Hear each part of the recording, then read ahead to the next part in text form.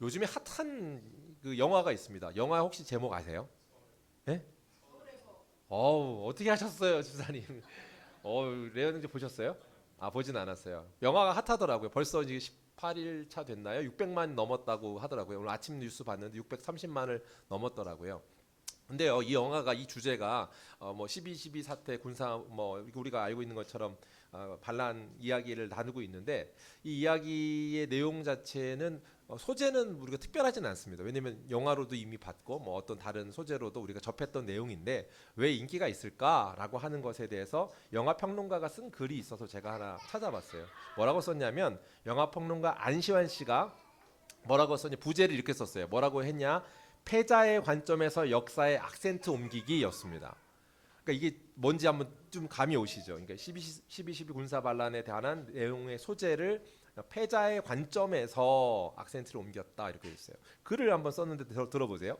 서울의 봄은 어떻게 반란군이 승리했는가가 아니라 어떻게 진압군은 패배했는가라는 것으로 질문의 방향을 전환한다. 일반적인 역사 서술이라면 두 질문의 동일한 사실을 가리키겠지만 영화에서는 이 질문의 차이가 전혀 다른 질감의 작품을 낳기도 한다. 선택된 질문에 따라 누구의 관점으로 그날의 사건을 바라볼 것인가가 달리 말하면 관객은 누구의 시점으로 그 현장을 목격하는가라는 것이 결정되기 때문이다. 재미있는 표현이죠. 그리고 마지막에 있어요. 서울의 봄은 질문의 방향을 전환함으로써 역사의 악센트를 옮겨 놓는다. 그렇다면 패자의 관점으로 역사의 악센트를 옮길 때 서울의 봄의 관객이 패자의 역사에서 마주한 것은 무엇이었을까? 예, 글이 재밌죠. 그리고 표현이 좋죠. 패자의 시선으로서 악센트를 옮겼다. 패자의 시선으로서 어떻게 패배했는가라고 하는 이야기를 둔다. 한 가지 사건이 있는데요. 모든 사건에는 사실은 그 사건이라는 실체를 어떤 관점으로 보느냐에 따라서 해석이 달라집니다. 물론 그렇겠죠. 예수 그리스도께서 이 땅에 오심을 소개하고 있는 복음을 다루는 성경을 복음서라고 합니다. 혹시 성경에 복음서가 몇 개 있는지 혹시 아세요? 어떻게 하셨어요? 네 개. 아셔요. 수준 있어요. 예, 네 개의 복음서가 있습니다. 마태, 마가, 누가, 요한복음이라고 네 개의 복음서가 있는데 같은 사건을 기록하고 있는데 네 개의 다른 저자가 네 개의 관점으로 썼습니다. 그러니까 실제 복음서를 하나하나 읽을 때 그 관점이 어떤 의도를 갖고 썼느냐를 이해하는 것은 정확하게 그 쓴 의도를 파악하게 하겠죠. 우리가 한번 옮겨 보시죠. 오늘 우리는요 마태의 관점으로 악센트를 한번 옮겨 보겠습니다. 오늘 마태가 이 일을 쓰고 있다는 것을 주목하면서 보는 거를 오늘 한번 여러분에게 권할게요. 그러니까 중간중간에 제가 마태에 대한 이야기를 잠깐씩 던져드릴 건데 한번 보시면 좋아요. 또 하나 누구에게 썼느냐가 중요합니다. 그렇죠. 청중을 고려해 쓰고 있거든요. 그러니까 마태복음은 누구에게 썼을까요? 라고 한다면 마태복음은 유대인인 마태가 유대인의 관점으로 이해하도록 유대인들을 향하여 쓴 복음서입니다. 그러니까 우리가 누구를 알아야 될까요? 라고 하면 유대인을 알아야 합니다. 그러니까 유대인의 세계관과 유대인에 대한 이해가 필요한데 오늘 그런 관점을 같이 한번 살펴보면서 두루두루 그 목적한 의도에 따라 이야기로 나눠가 보도록 하겠습니다.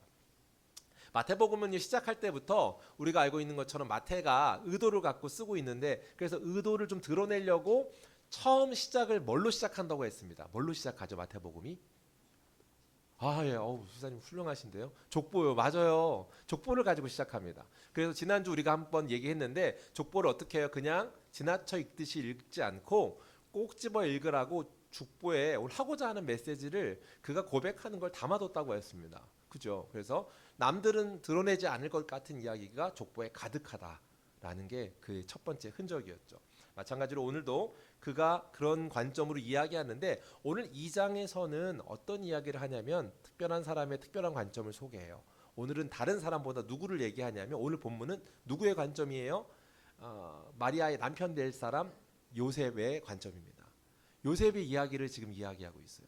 특별하죠. 다른 성경에서 구체적으로 이렇게 많이 할애해서 다루질 않는 장면이에요. 근데 그 이야기를 다룬다는 건 이유가 있다 없다? 있다. 자, 그 이유를 찾아가는 게 오늘 목적인데요. 당시에요. 지금 오늘 성경의 오늘 구절을 보면 뭐라고 소개하냐면 이 요셉을요. 마리아의 약혼자라고 소개하고 있습니다. 두 사람이 약혼한 관계다라고 이야기하고 있는데 한번 보면 알겠는데 당시 예수님 당시의 풍습을 기억하면 그들이 어떻게 약혼을 하냐면요. 약혼을 하고 한 1년쯤 지날 때 결혼을 했습니다. 그러니까 약혼을 모든 결혼 과정에 중요한 예식으로서의 기능을 하고 있었습니다. 실제 이제 우리가 함께 있는 유대인들의 신명기 20장에 가보면 20장 7절에 가보면 약혼한 사람을요. 약혼한 사람이 있으면 그 남자는 전쟁터에도 내보내지 않았습니다. 왜 그러냐면 혹시 전쟁에 내보내서 그가 죽게 되면 약혼한 상태에 있는 그 사람이 약혼 관계가 있는데 다른 사람과 실제 결혼하게 되는 비극을 만들고 싶지 않았기 때문입니다.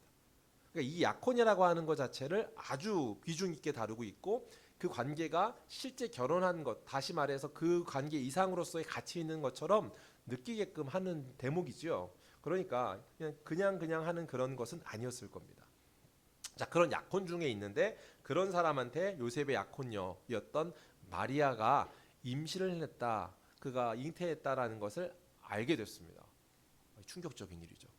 본인이 그것을 알게 된 거예요. 그 이야기로부터 오늘 성경의 이야기가 시작하고 있어요. 그렇게 알게 됐던 이야기를 얘기하고 나서 성경의 기록이 19절인데 19절 한번 읽어볼까요? 우리 한번 같이 읽겠습니다. 같이 읽습니다. 19절 여러분 갖고 성경책 있으신가요? 네, 한번 같이 읽겠습니다. 시작. 그를 드러내지 아니하고 가만히 끊고자 하여 그가 의로운 사람이라고 말하고 있습니다. 요셉을 의로운 사람이라고 얘기하면서 마리아의 수치당하지 않게 하려고 어떻게 해요? 조용히 파혼을 하려고 했대요. 근데 파혼을 하지 않아요. 파혼하지 않고 나서 천사가 해준 얘기를 듣고 나서 그가 반응하게 되는데 천사가 얘기하는 장면이 20절 21절 나와요. 한번 읽어볼게요. 시작. 이 일을 생각할 때 주의 사자가 현몽하여 이르되 다윗의 자손 요셉아 내 아내 마리아 데려오기를 무서워하지 말라. 그에게 잉태된 자는 성령으로 된 것이라. 아들을 낳으니 이름을 예수라 하라. 이는 그가 자기 백성을 그들의 죄에서 구원할 자이심이라 하니라. 아멘. 뭐라고 말하나요? 마리아가 임신했는데 그냥 임신한 게 아니야 라고 말하고 있어요. 뭐라고요? 성령으로 잉태된 거야 라고 하는 것을 가르쳐 줍니다. 그리고 나서 그뿐만 아니라 이름까지 정해요. 예수라고 해. 그 이름은 뭐예요? 자기 백성을 그들의 죄에서 구원할 자이심이라 라고 말하고 가르쳐 주고 있습니다. 그게 이름이야 라고 그가 오는 이유고 목적이야 성령으로 되어진 아기야 라고 가르쳐 줍니다. 우리가 알고 있는 것처럼 우리가 이런 내용들이 지금 중요합니다. 팀 켈러가요. 많은 사람들이 이제 뭐 다르게 생각할 수 있지만 이런 표현을 썼더라고요. 뭐라고 말하냐면 기독교의 최고의 기적은 뭘까라고 꼽는다면 뭘까요? 이렇게 물어봤어요. 여러분이 알고 있는 기독교의 최고의 기적은 뭡니까? 대부분의 사람들 많은 이야기를 할 수 있는데 부활 아주 놀라운 기적이죠. 뭐 다른 소소한 기적들 말고 차원이 다른 수준에 있을 수 없는 기적이 있죠. 그런데 그 부활보다 더 어떻게 보면 더 가치 있는 기적이 뭘까라고 한다면 그가 또 다른 이들이 말한 것들 그 포인트로 얘기해 주는 게 뭐냐면 바로 성육신이었습니다. 하나님이신 분이 인간의 몸을 입고 이 땅에 온다는 것은 기적 중의 기적이라고 이야기합니다. 근데요, 이게 유대인의 관점으로 이해하면 이 말이 참 옳습니다. 유대인의 관점으로 이야기하면 이것이 얼마나 큰 의미인지 알 수 있어요. 왜냐하면 그들의 세계관 가치가 좀 다릅니다. 한번 생각해 보세요. 세계관이 다르다고 하는 것은 각자의 신에 대한 이해의 문화가 다르죠.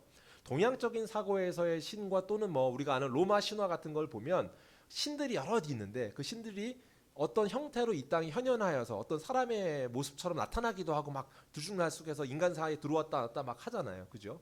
그게 그들의 세계관입니다. 근데 유대인들은 그렇지 않습니다. 유대인들의 세계관은 신은 어떤 분이냐면 범접할 수도 없는 위대한 분이고 무한한 분입니다. 그래서 도저히 가까이 할 수 없는 분이에요. 우리가 잘 알고 있는 것처럼 구약의 사건으로 보면 하나님을 어떻게 묘사하냐면 하나님에 대해서 연기나 구름, 기둥, 불기둥 또는 다른 어떤 소리와 광풍 같은 것으로 묘사하고 맙니다. 왜 그러냐면 만나면 어떻게 돼요? 죽을까 함이라라고 하는 두려움이 있었습니다. 실제 그 하나님이 너무 크기 때문에 가까이 할 수 없는 분이라는 신관을 갖고 있었어요. 세계관을 갖고 있었죠. 실제 구약 성경에 그렇게 적혀 있고 하나님의 자기를 그렇게 소개했습니다. 그렇기 때문에 그 사실을 알고 있습니다. 우리가 잘 아는 사람 중에 아주 위대한 지도자라고 꼽는 사람이 모세가 있습니다. 모세가 어떻게 하냐면 하나님 나 당신을 만나고 싶습니다. 보고 싶습니다. 이렇게 얘기하거든요. 그랬더니 하나님 뭐라 그러면 내가 너를 만나면 네가 죽기 때문에 내가 너에게 만날 수 없다라고 해요. 그런데도 은혜를 베풀어서 어떻게 해주시냐면 내가 지나갈 테니까 바위 틈에 있어. 그리고 내가 지나가서 널 덮을 테니까 그때 나를 볼 건데 나를 보는 것 중에 나의 등을 볼 거야 라고 이렇게 말해요. 그렇게 보게끔 하기라도 너에게 허락해 줄게라고 하는 놀라운 허락을 하죠. 자, 신관이 이렇다 보니까 어떻게 생각할까요? 하나님인 그분이 우리에게 온다는 건 상상할 수 없는 일입니다. 실제 일어날 수 없는 일이에요. 불가능한 일이라고 생각하는 것, 그게 그들의 생각입니다. 자, 그런 생각을 갖고 있는 건데 그 내용을 가지고 지금 말하고 있습니다. 제가 근거되었던 말씀이 아까 말했던 게 출애굽기 33장에 나오거든요. 제가 한번 읽어드릴게요. 33장 18절에서 23절까지 내용인데 이렇게 얘기해요. 모세가 이르되 원하건대 주의 영광을 내게 보이소서 이렇게 말했습니다. 그의 답변입니다. 이르시되 내가 내 얼굴을 보지 못하리니 나를 보고 살 자가 없음이니라. 여호와께서 또 이르시기를 보라 내 곁에 한 장소가 있으니 너는 그 반석 위에 서라. 내 영광이 지나갈 때 내가 너를 반석 틈에 두고 내가 지나도록 내 손으로 너를 덮었다가 손을 거두리니 내가 내 등을 볼 것이요 얼굴은 보지 못하리라. 그러니까 하나님이 어떤 실체가 아니기 때문에 하나님 뭐라고 하냐면 내 손으로 덮는다라고 하고 등을 본다라고 해요. 이해가 되시죠? 그러니까 우리가 생각하는 어떤 유형의 그런 느낌이 아니라 그분의 크심과 위대하심이 덮었다 가는 건데 전부를 보는 게 아니라 일부분을 보는 거야. 끝자락 잠깐을 보게라도 내가 해줄게 이렇게 표현한 겁니다. 이해가 되셔요? 그렇게 이해할 수밖에 없는 분이 하나님이십니다. 도저히 상상할 수도 범접할 수도 없는 모습. 그런데 그분이 인간으로 오신다는 것은 기적 중의 기적입니다. 더군다나 그 기적 중의 기적을 누구로 오냐면 유대인으로 옵니다. 왜냐하면 그들은 상상하지도 못하고 믿지도 않는 일을 그런 문화의 세계관을 갖고 있는 사람 곁으로 오신 거예요. 그게 하나님이세요. 도저히 있을 수 없다는 세계관을 갖는 그 사이로 왔다. 그리고 그 이야기로 그가 하나님을 만났습니다. 누가요? 유대인인 마태가 만났습니다. 그러고 나니까 이게 진짜야 라고 하나님이 진짜 이 땅에 오셨고 그분이 살아계신 분이야 라는 걸 경험하고 나니까 그가 어떤 고백을 해요? 그 고백을 가지고 어떻게 해요? 액션하는 거예요. 어떻게? 하나님을 소개하고 싶어요. 누구한테? 동족 유대인에게. 그래서 이 관점은요. 지금 유대인이 쓰고 있는 유대인을 향한 글 하나님을 고백하는 신앙 고백 같은 거예요. 마태복음의 방향성이 이렇다는 거. 이게 한번 살펴볼 수 있는 거. 유대인의 세계관을 초월하여 지금 하나님을 증거하고 있는 겁니다. 사랑하는 성도 여러분, 예수 그리스도는 진실로 하나님이십니다. 믿으십니까?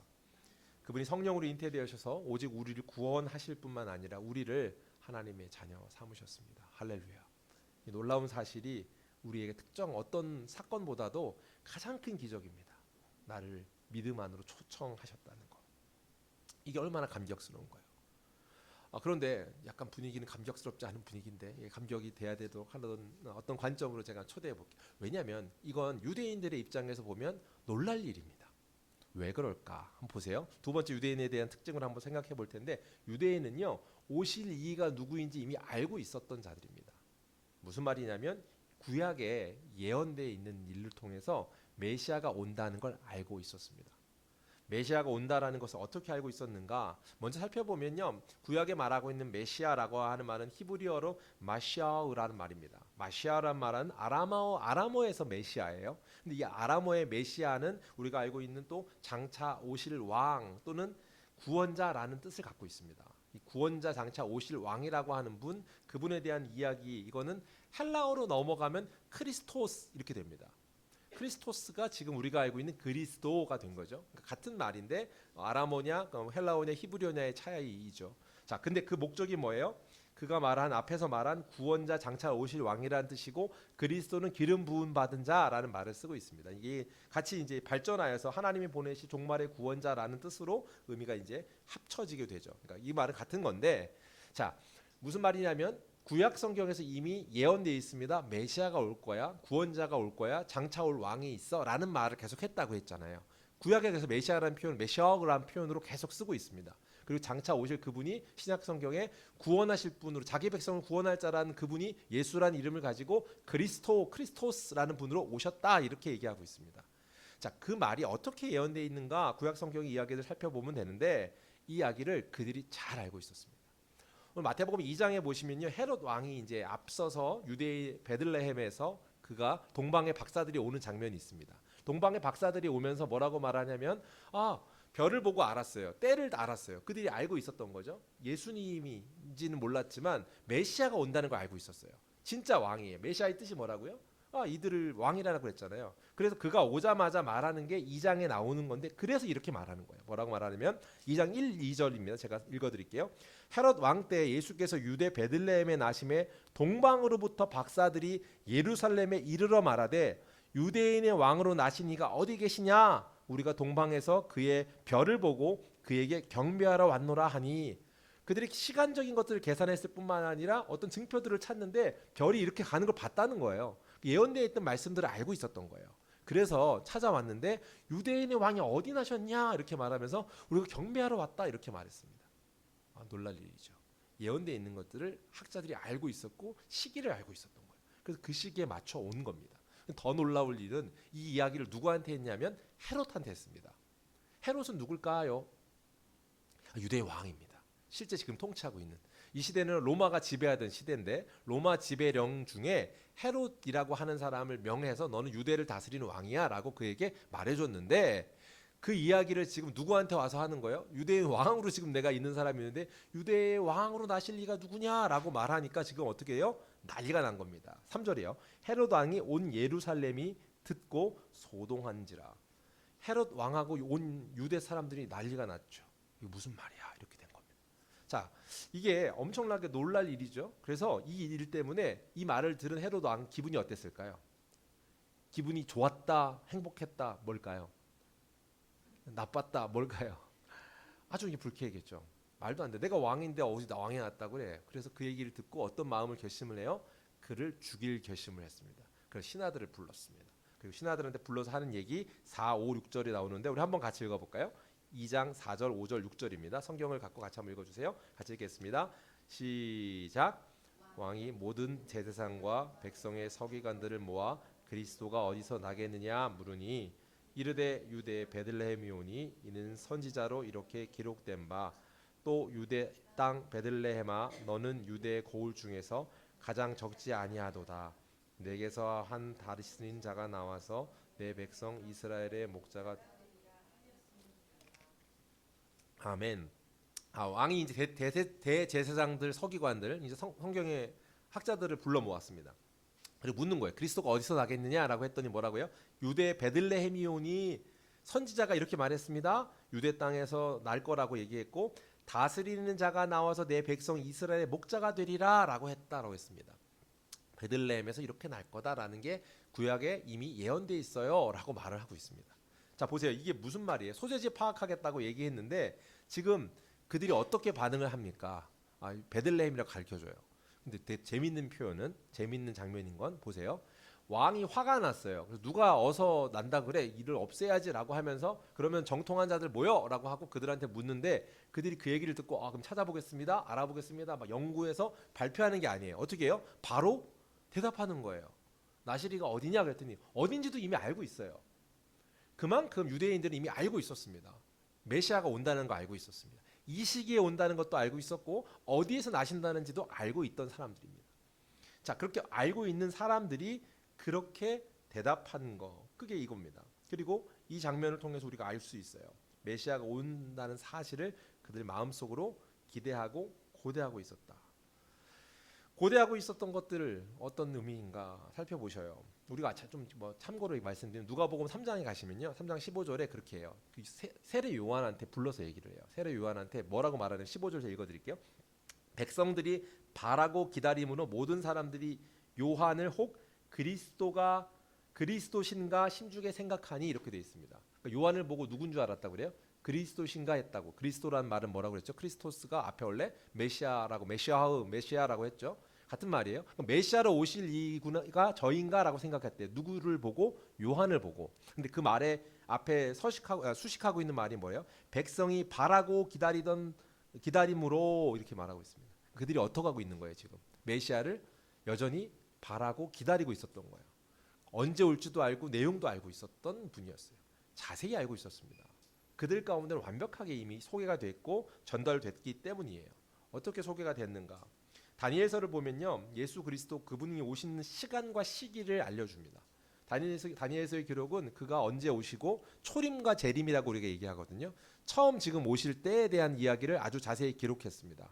그런가 하면 예수 그리스도 다시 오실 겁니다. 믿으십니까? 할렐루야. 하나님께서 지금 다시 오실 예수로 우리 기다리고 있습니다. 대망하고 있습니다. 그 부분까지가 다니엘서에 이미 기록되어 있어요. 그런가 하면 미가서에 가보면 어디로 날지를 가르쳐줘요. 거기가 어디라고요? 베들레헴에서 태어난다라고 가르쳐주고 있습니다. 베들레헴의 날짜라고 알려주고 있고, 그뿐만 아니라 애굽으로 피신 간다는 얘기도 구약 성경에 예언되어 있어요. 로마로 피신 가야 되는 걸, 로마로 갔다 와야 된다는 얘기를 하고 있고, 그러나 그가 나사렛 불리는 청년으로 자랄 거라고, 나사렛 예수가 될 거란, 나사렛 출신의 사람일 거야 라는 것을 가르쳐 줍니다. 이사야서에 예언되어 있습니다. 실제 예수님이 그래서 어떻게 돼요? 베들레헴에서 태어나시지만 또 어디로 갔다가요? 애굽으로 피신 갔다가 실제 나사렛에 돌아와서 그곳에서 그가 모든 시간을 보냅니다. 지난주 우리가 살펴봤는데 이사야서에 보면 뭐라고 해요? 그 나사렛이라는 지역에서 그가 나타나서 어둠을 물리칠 거라고 하면서 뭐와 뭐의 어둠이 없어질 거라고 했습니다. 뭐랑 뭐였나요? 맞아요. 그거 맞아요. 어우, 기억하시네요. 할렐루야. 예. 스불론과 납달리라고 했습니다. 스불론과 납달리는 어떤 땅이라고요?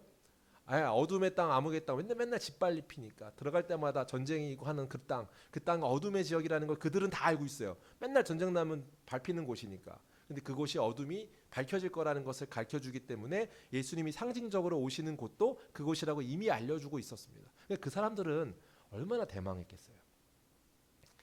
야, 우리가 그분이 오시면 이게 거쳐져, 이 아픔과 슬픔이, 고통이 사라져, 해방할 수 있어, 이런 어떤 소망이 있는 사람들, 그러니까 열심히 대망했겠죠. 자, 그것까지도 완벽하게 다 이루어지지 않았습니까? 그런가 하면 말라기에 가면요, 사자를 미리 보낼 거라는 걸 예언하고 있습니다. 무슨 말이냐면 그보다 먼저 앞서 사자를 보낼 거야. 그게 누구예요? 세례 요한이잖아요. 세례 요한이 6개월 전에 이미 있는 거. 말라기서에 약속되어 있었고, 그런가 하면 스가랴서 가면 나귀 타고 입성해야 됩니다.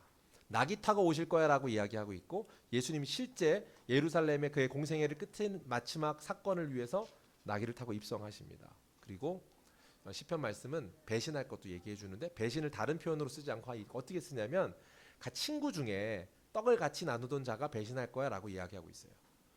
실제 친구 중에 떡을 나누며 배신할 그가 누구입니까? 우리가 알고 있는 가룟 유다. 그를 통해 배신 당하는 것 실제 있었고, 그뿐만 아니라 스가랴서는 이제 9장 11장 계속 나오는데, 스가랴서에도 은30에 팔릴 것까지도 이미 예언되어 있습니다.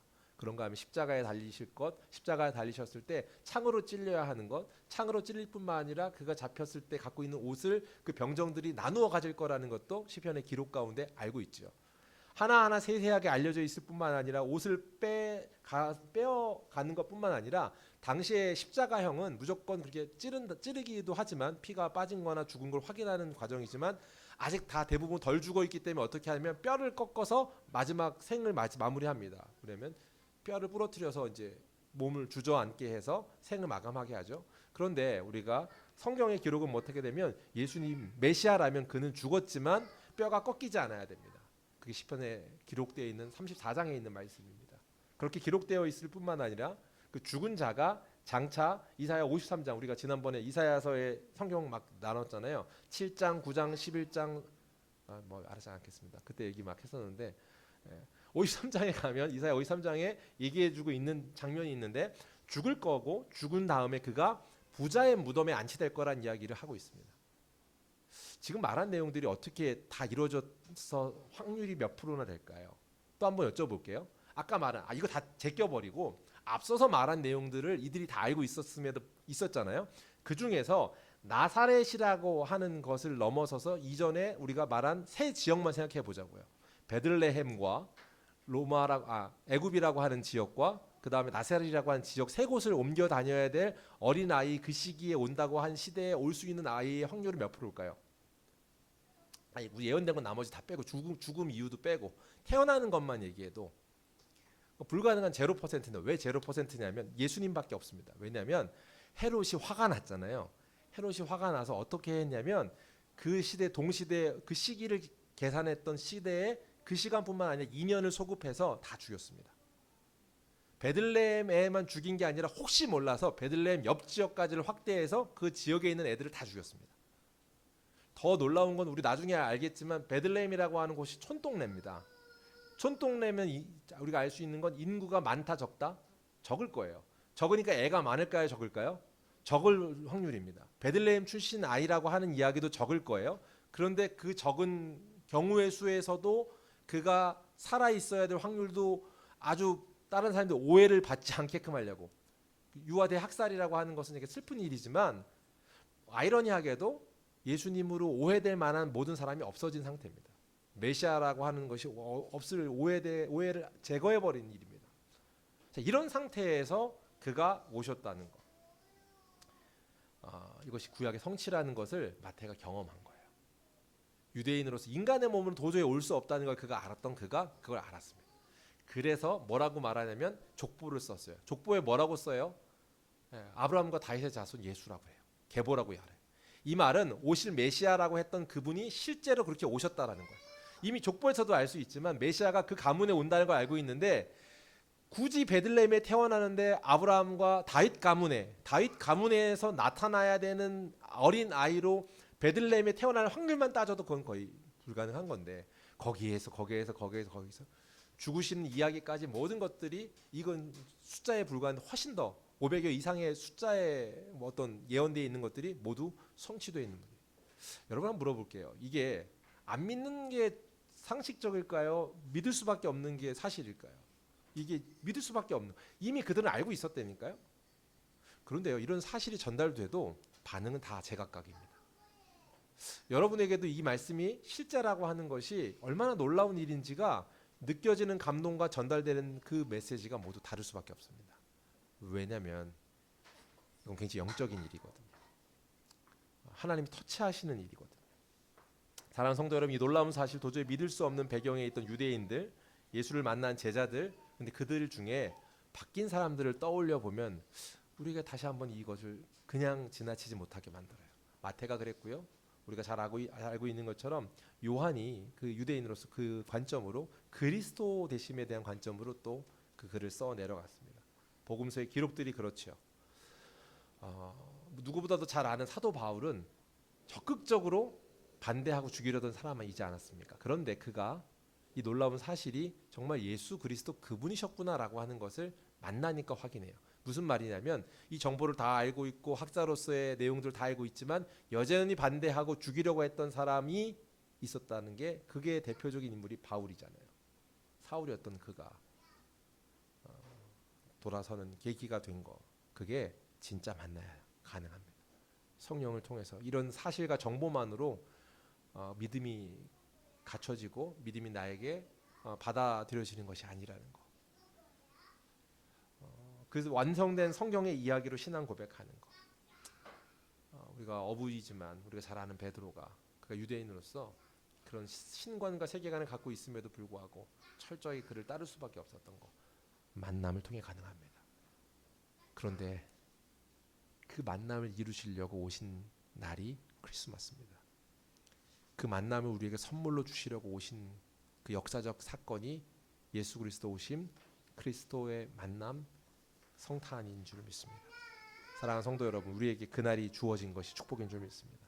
이 날이 얼마나 큰 일인지, 그것이 어떤 의미로서의 성취인지 마태는 알았던 것 같아요.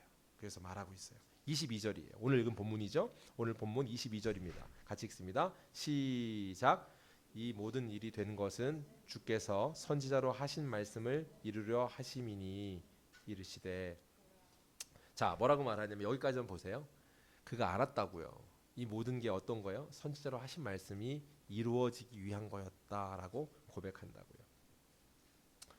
사랑하는 성도 여러분, 예수 그리스도 그분은 참 하나님이십니다. 동시에 참 인간이십니다. 그분이 그렇게 참 하나님, 참 인간이신 그분이 온전한 인간의 모습으로 왜 이렇게까지 오셨는가? 그 얘기가 23절인데, 보라, 처녀가 잉태하여 아들을 낳을 것이요 그의 이름은 임마누엘이라 하리라 하셨으니, 임마누엘이라고 했습니다. 이 말의 뜻이 무엇입니까? 임마누엘의 뜻은 이것입니다.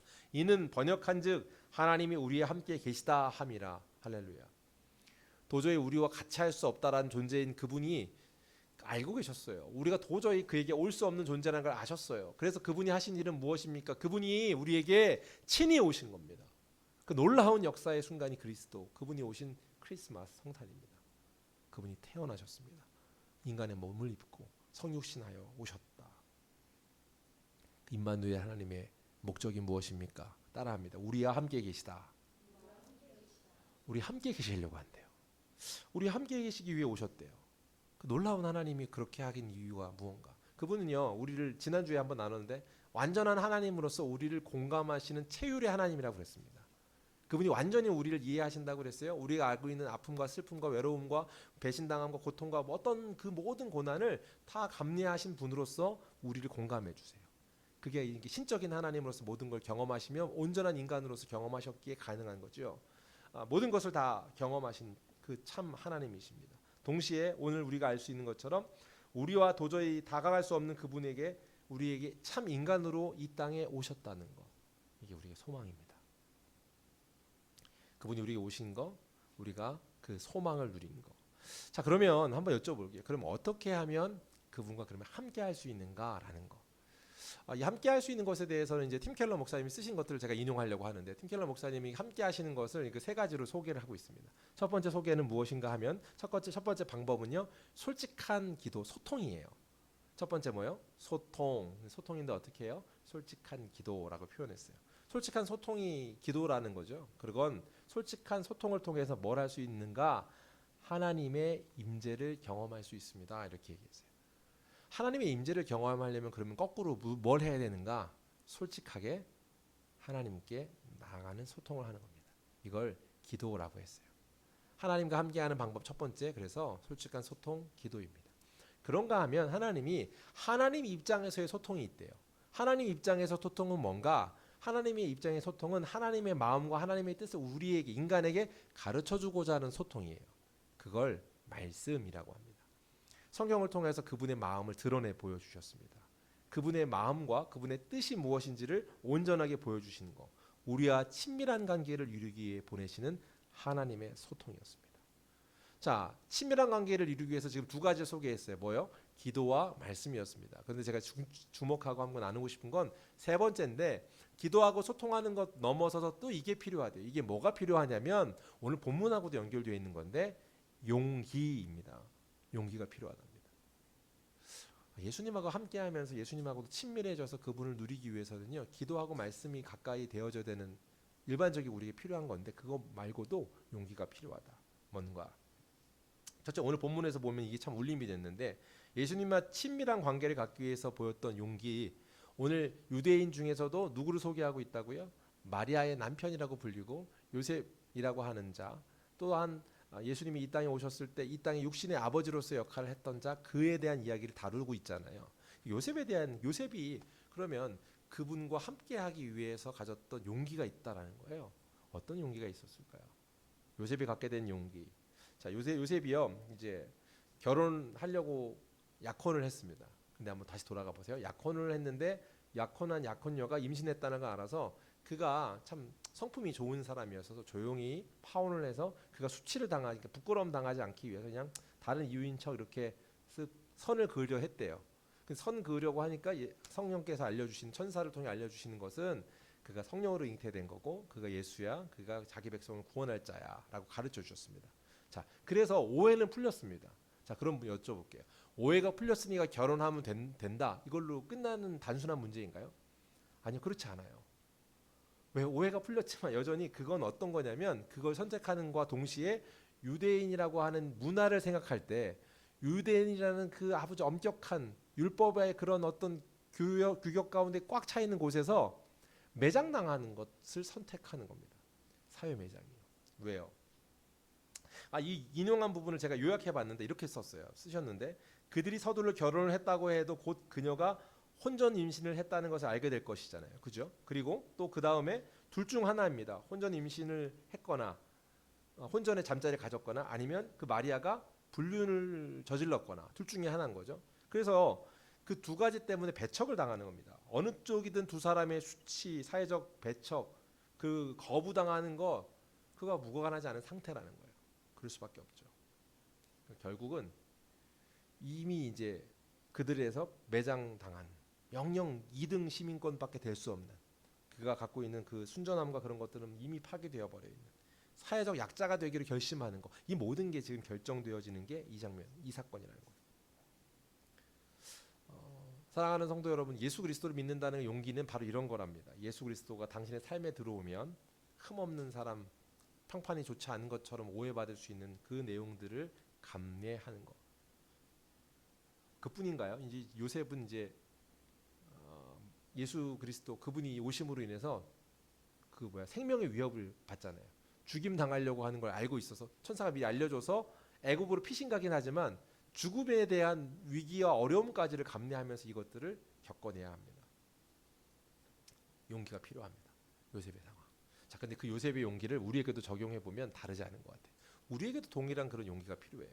첫 번째, 그 용기에 대해서 정리한 것을 세 가지 소개하는 걸 제가 언급하고 오늘 말씀을 정리하겠습니다. 용기가 뭐가 필요하냐? 세상의 멸시를 감수하는 용기입니다. 세상의 멸시를 감수한다는 것은 비웃음이 있잖아요. 그것을 참아내는 것, 그것을 이겨내는 거예요.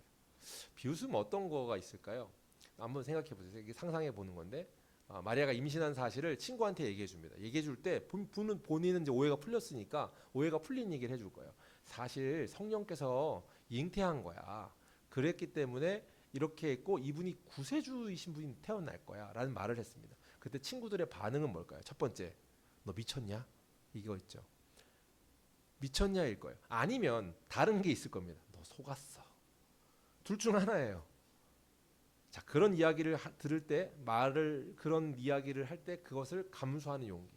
이상한 사람이거나 부족한 사람이다라고 하는 평판을 받는 것을 감내하는 거. 세상의 조롱과 멸시를 감수하는 거. 우리에게도 동일하게 예수를 믿는다는 것은 보이지 않는 것을 믿는 믿음.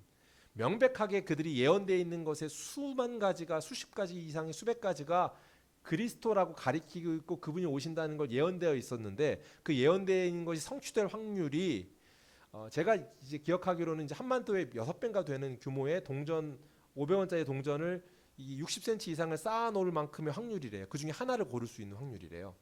이거 제가 전도 폭발할 때 많이 하던 건데 지금 숫자가 지금 확실하진 않지만 그러니까 무슨 말이냐면 예수 그리스도 그 수만 가지의 확률을 뚫고 그분이 메시아로 오시는 것이 가능하려면 그러니까 불가능한 거잖아요.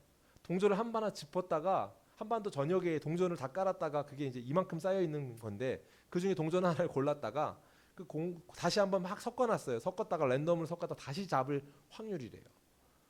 말도 안 돼. 그걸 거절하는 게 더 불가능한 거잖아요. 그런데 그게 용기가 필요합니다. 보이지 않는 것, 그것을 믿으려 하지 않는 것이 세상 풍조니까. 두 번째요, 이 권리 포기해야 된대요. 뭘 포기하느냐? 내가 주도권을 갖고 살 수 있다라는 것, 그 결심, 그것이 아니라는 것을 인정하는 겁니다. 이 말은 무슨 말인가? 당시 사회에서 자녀의 이름을 정하는 건 아버지의 특수 고유 권한입니다. 그게 그의 역할인데 이름을 지금 어떻게 해요? 성령께서 미리 가르쳐 주세요.